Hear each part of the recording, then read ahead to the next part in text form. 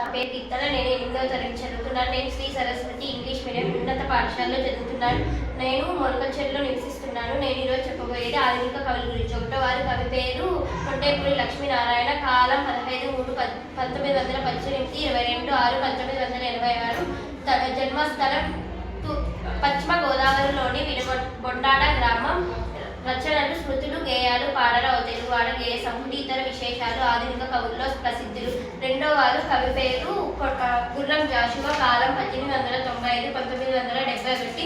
జన్మస్థలం గుంటూరు జిల్లా వెనుగొండ గ్రామం. తల్లిదండ్రులు వీరయ్య లింగమ్మలు. రచనలు గొబ్బిలం పిరదోసి, ముంతాజ్ మహల్, కాందీ శీకుడు, బాపూజీ, నేతాజీ, నాగార్జున సాగర్, ముసాఫరులు. బిరుదులు మధుర శ్రీనాథ, విశ్వకవి సామ్రాట్, కవి కోకిల, కవితా విశారద, కవి దిగ్గజ, నవయుగ కవి చక్రవర్తి. ధన్యవాదాలు.